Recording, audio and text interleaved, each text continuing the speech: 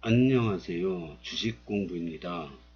오늘은 검단 신도시에서 행복하게 사는 법 2편 최첨단 신축 아파트 반값 세일합니다에 대해서 이야기해 보겠습니다. 이 부동산 공부를 하다 보니까요. 저는 이 주안에 사는데 주안에서 이제 슈퍼를 했지 않습니까? 14년 동안 슈퍼를 했는데요. 주안역 근방에서 14년 동안 슈퍼에서 은행 여기만 왔다 갔다 했지 다른 데 관심이 없었어요. 그러니까 뭐 주안 옆에는 뭐가 있는지 아무것도 몰랐어요. 그랬는데 이 부동산 공부를 하다 보니까 이 지도를 자꾸 보게 되더라고요.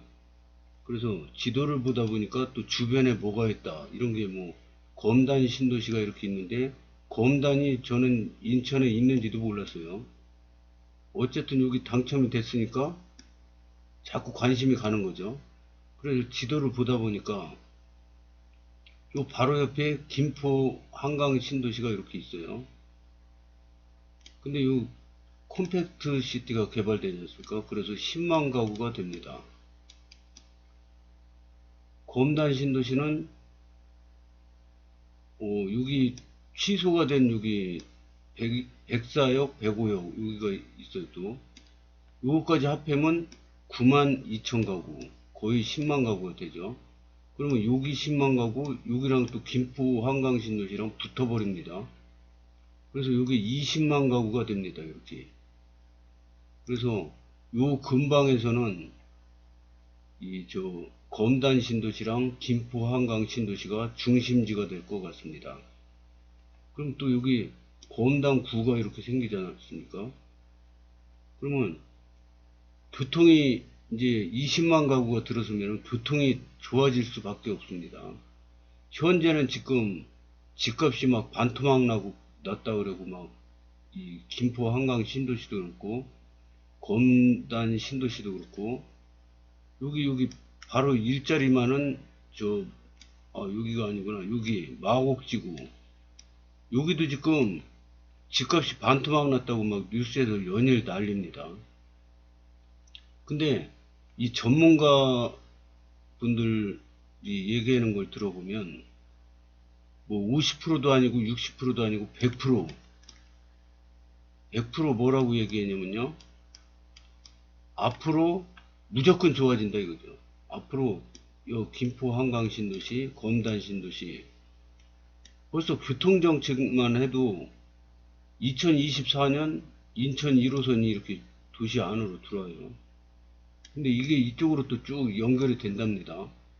인천 2호선도 이렇게 있는데 요게 그 강화 쪽으로도 가고 이쪽으로도 고양시 쪽으로도 이렇게 연결이 된다 그러죠. 걷다가 서울 5호선이 이렇게 들어오죠. 다 계획이 돼 있지 않습니까, 지금?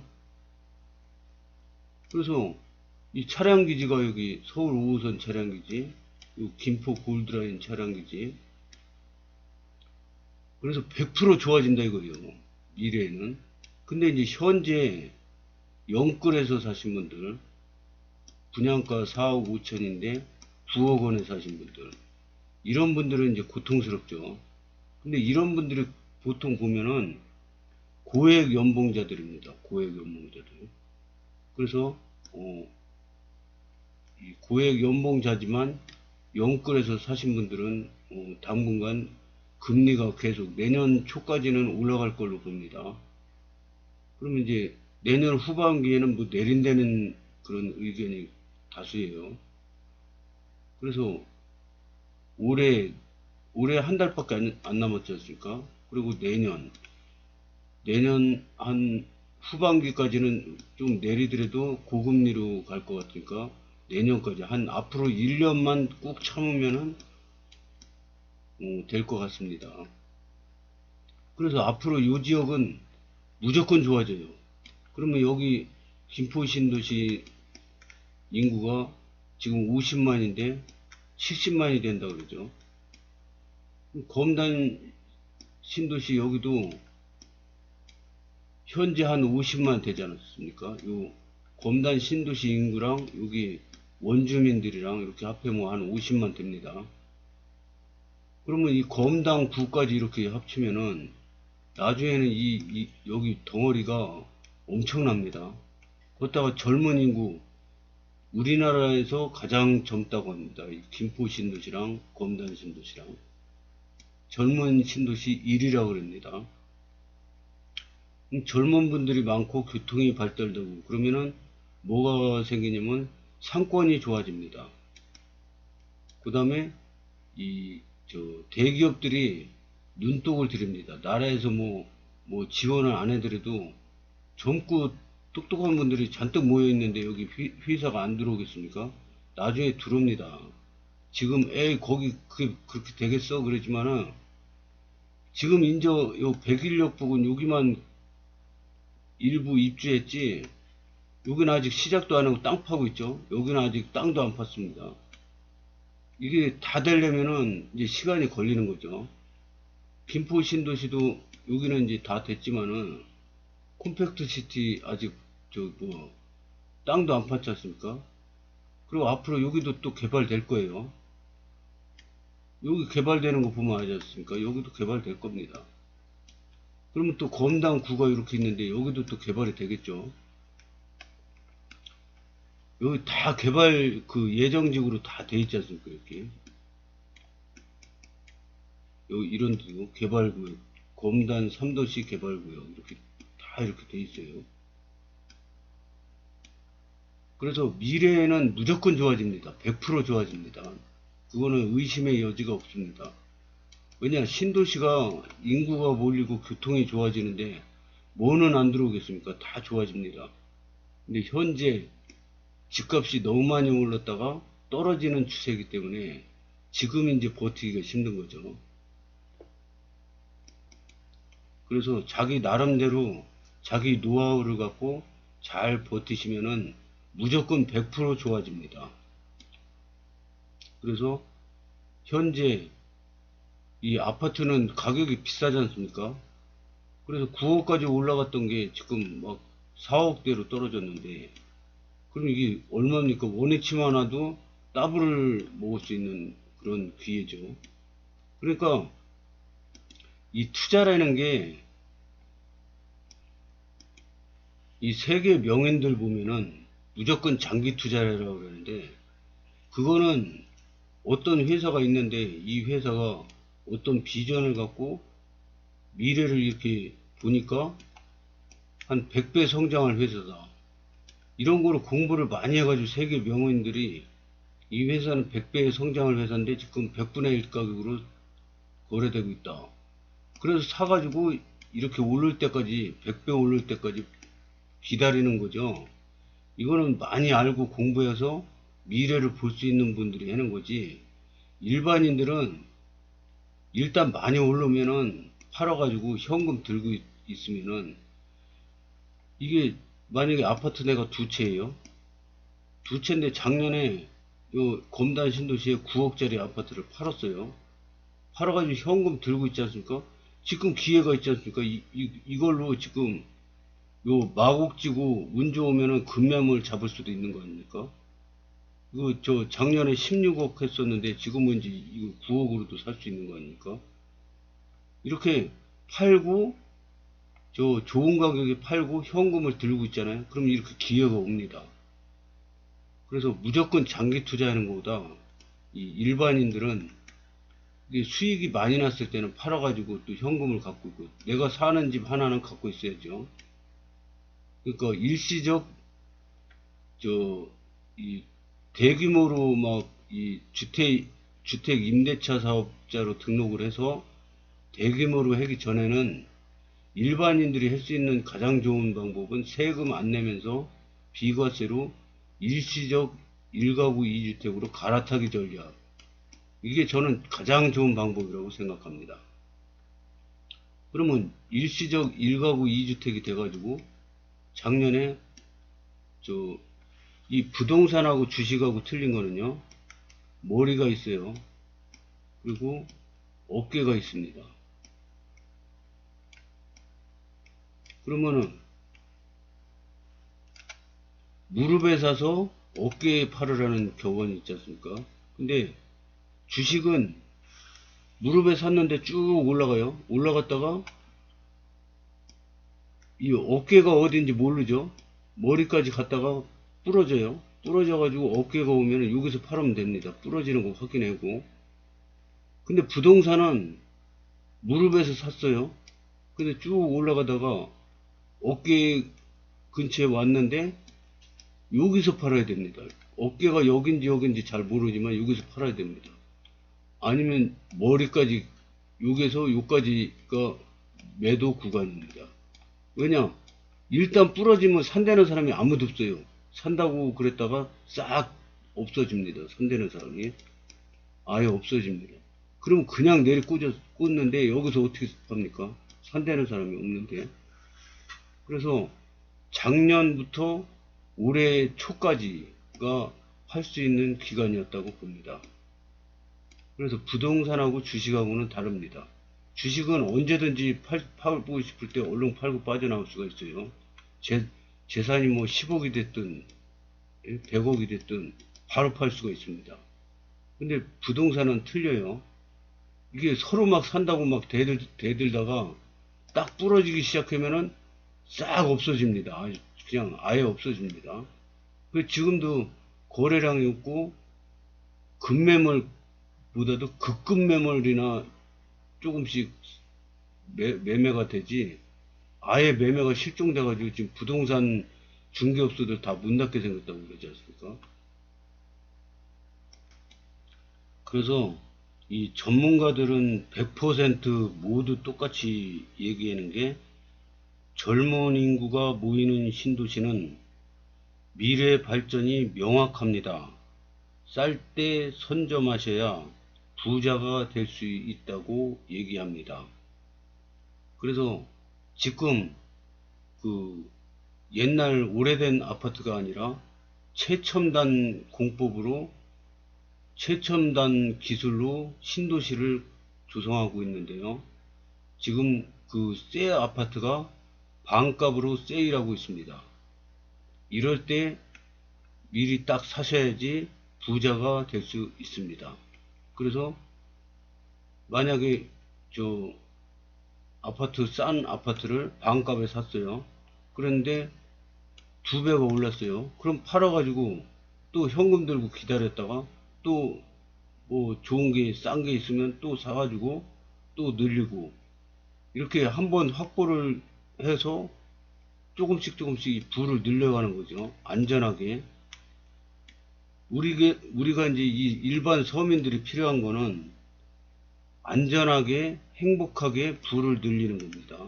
그러면 지금은 뭐 더 떨어질 수도 있지만 지금 사가지고 버티면은 또 이제 원위치만 와도 더블 아닙니까? 그럼 또 팔아서 현금 들고 있다 다른 기회를 또 노릴 수가 있는 거죠. 그냥 무조건 들고 있으면은, 지금 작년까지 좋아했다가 무조건 들고 있다가 떨어지니까 원위치 되거나 자기가 상가격 밑으로 떨어진 경우가 많죠. 그래서 가만히 있는 거는 저는 그것도 별로 좋은 방법이 아니라고 생각합니다. 지금 빚을 갚지 못해가지고 경매에 넘어간 집이 한 달 만에 38%가 급증했다 그럽니다. 빚을 갚지 못해가지고. 그리고 전국에서 이 경매 넘어간 집 1위가 서울이랍니다. 서울이 전국 1위랍니다. 서울은 뭐 집값 안 떨어진다 막 그러는데 서울이 500건이랍니다. 500건. 전국은 2600건. 그래서 서울이 전국 1위고 서울에서도 강남이 1위랍니다. 왜냐? 강남이 집값이 비싸지 않습니까? 만약에 30억짜리 샀는데 20%만 떨어져도 6억이에요. 6억이 떨어진 거죠.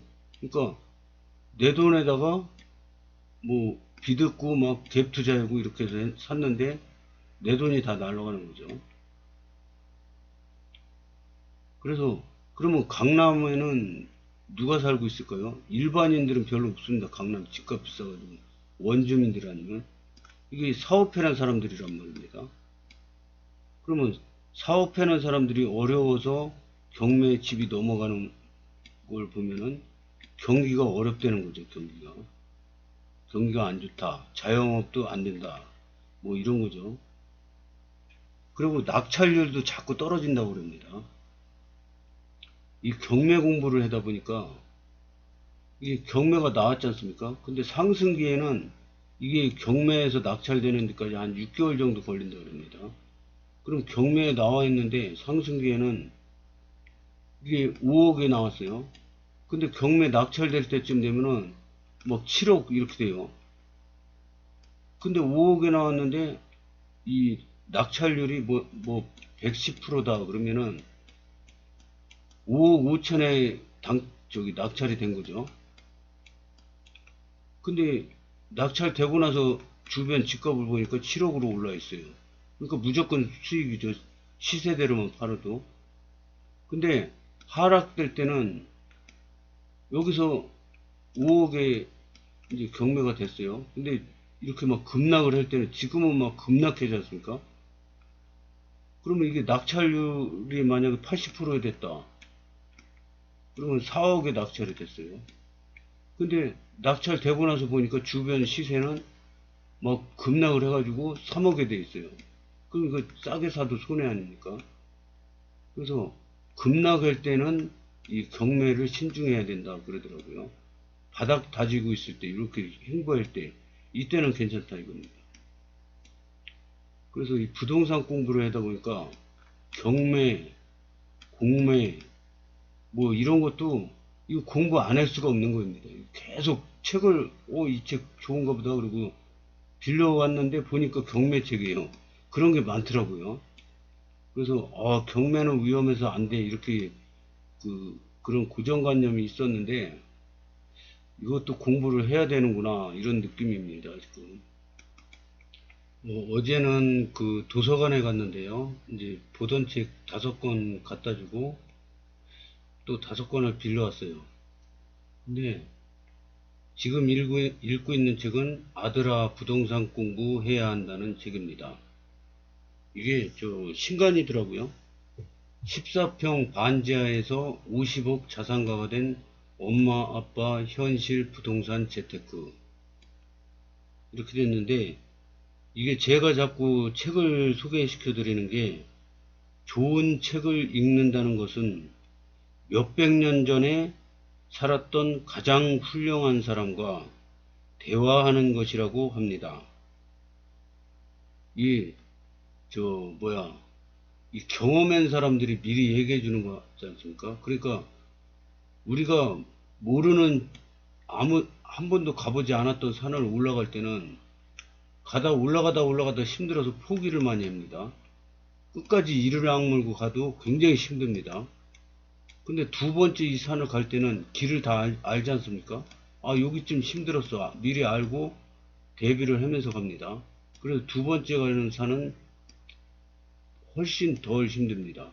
아는 길이기 때문에요. 먼저 간 사람들이 요 산은 요래니까 여기서 뭐 조심해라, 여기서 개울 건널 때 여기 빠지는 데 있으니까 여기 조심해서 피해가라, 뭐 여기는 언덕이 가파르니까 천천히 가라, 여기서 포기하고 싶을 때 포기하지 말고 조금만 참으면 정상이다, 이런 걸 미리 가르쳐 주지 않습니까? 이 책도 그런 거라고 봅니다. 한 번도 안 가본 산인데 설명을 다 듣고 가니까 내가 두 번째 가는 산같이 편안한 거죠. 두 번째 책은 대박땅꾼 전원규의 집 없어도 땅은 사라. 그 다음에 거지였던 나는 상가 투자로 32억 건물주가 되었다. 당신이 부자가 되었으면 좋겠어요. 저는 부동산 경매가 처음인데요. 이렇게 5권을 빌려왔습니다. 이거는 이 책의 차례에서 4장, 피가 되고 살이 되는 부동산 공부. 부동산 공부는 숨 쉬듯 하는 것이다. 부동산 임장 전 참고하는 사이트. 17세부터 청약통장에 가입해라. 부동산과 대출제도. 감당할 수 있는 빚은 자산의 30% 규모다.